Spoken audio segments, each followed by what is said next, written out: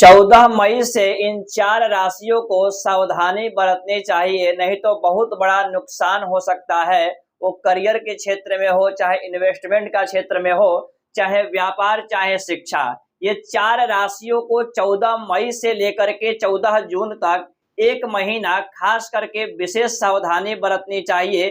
क्या कुछ सावधानी आपको रखना चाहिए, आइए जानते हैं।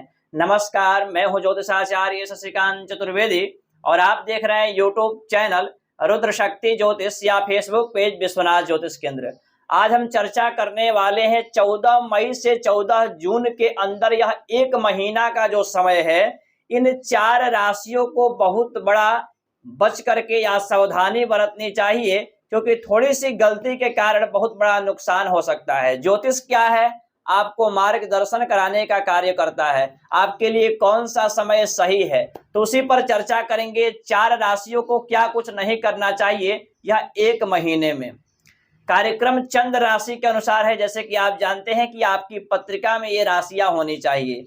अब मेष से लेकर के मीन पर्यंत 12 राशियां होती हैं। 12 राशियों में से 4 राशि के बारे में चर्चा करने वाले हैं। सबसे पहला मेष राशि है। सबसे पहला नंबर की मेष राशि है। मेष राशि से द्वितीय स्थान में सूर्य का गोचर होगा और पंचम स्थान के मालिक होंगे, जो कि वाणी के ऊपर सूर्य का प्रभाव रहेगा और सूर्य ऊर्जावान ग्रह है।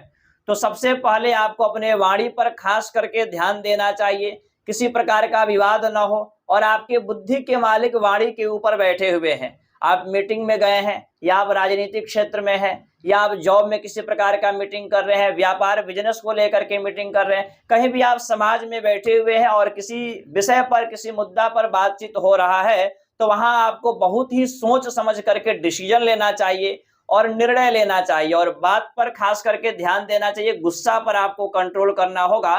बड़ा से बड़ा कार्य छोटा गुस्सा की वजह से बिगड़ सकता है, तो गुस्से पर खास करके कंट्रोल रखना होगा मेष राशि वाले जातक। अगला नेक्स्ट नंबर की राशि है मिथुन राशि, जो कि बुध की राशि है। यहाँ पर सूर्य ग्रह आपके द्वादश स्थान में गोचर करेंगे 14 मई को और आपके तृतीय स्थान के मालिक है। द्वादश स्थान किसका होता है? व्यय का।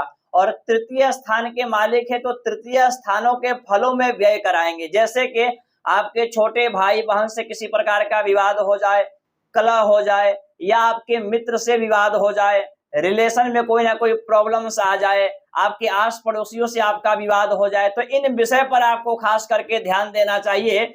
छोटे बातों का बड़ा मुद्दा बना करके किसी प्रकार का विवाद नहीं करना चाहिए। विवाद से आपको बचना चाहिए और आपके कहीं ना कहीं सहनशीलता, धैर्यता और पराक्रम में कहीं ना कहीं कमजोरी यहाँ पर देखा जाएगा। तो सूर्य की उपासना करनी चाहिए और सचेत रहना चाहिए मिथुन राशि के प्यारे जातक जातिकाओं को। अब अगला नंबर की नेक्स्ट राशि है तीसरी राशि, जो कि तुला राशि है, शुक्र की राशि है।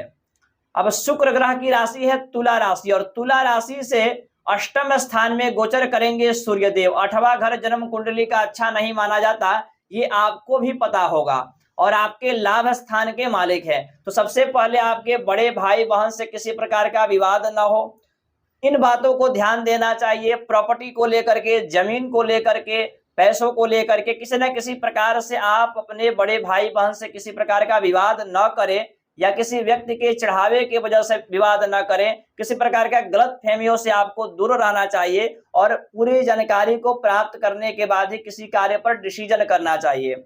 और आपकी इच्छाओं का होता है 11वां घर, आपका डिजायर्स का होता है, इनकम का होता है, तो कहीं ना कहीं यहाँ पर इनकम के स्रोत भी पहले की अपेक्षा कुछ कम हो सकता है और आप किसी को धन नहीं देंगे।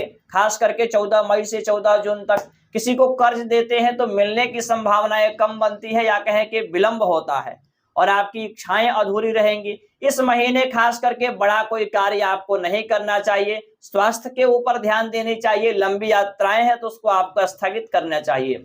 अगला नंबर की अंतिम राशि है जो कि बृहस्पति की राशि है धनु राशि। धनु राशि से सूर्यदेव आपके 6ठे घर में गोचर करेंगे और ये भाग्य स्थान के मालिक है। तो सबसे पहले आपकी अपने पिता के स्वास्थ्य के ऊपर ध्यान देना चाहिए। किसी प्रकार से उनसे विवाद ना हो, इन विषय पर ध्यान देना चाहिए। पिता का कोई बिजनेस व्यापार है, उसको आप चलाते हैं, तो बिजनेस व्यापार में कुछ ऐड परिवर्तन ना करें, खास करके 14 मई से 14 जून तक।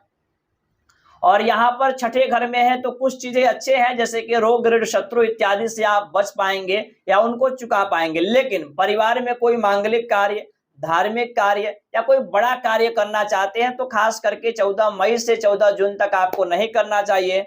और यहाँ पर कोई बड़ा परिवर्तन भी नहीं करना चाहिए, खास करके धनु राशि के जातक जातिकाओं के लिए। तो ये रही 4 राशियां जो कि इनको सावधानी बरतनी चाहिए। और लकी राशियों के बारे में भी मैंने कल के दिनांक में वीडियो बनाया है, उसको आप देख सकते हैं। और बाकी आप 4 राशियों को सूर्य की उपासना ज्यादा से ज्यादा करना चाहिए। कैसे करें? तो प्रतिदिन आपको सूर्य उदय से पहले उठ जाइए और प्रतिदिन भगवान सूर्य को अर्घ दे और रविवार के दिन लाल रंग का वस्त्र धारण करें। इससे सूर्य आपके अनुकूल रहेंगे, इनके नेगेटिव प्रभाव इतना ज्यादा देखने को प्राप्त आपको नहीं होगा। बाकी अन्य जानकारियों के लिए कुंडली विश्लेषण, हस्तरेखा, वास्तुशास्त्र इत्यादि कोई भी कार्य हो तो आप इन नंबरों पर संपर्क कर सकते हैं। निःशुल्क सेवाएं नहीं है, कार्यालय की कुछ सेवाएं हैं जिनको आपको अर्पण करना होगा, फिर आपको जानकारी दिया जाएगा। नमस्कार।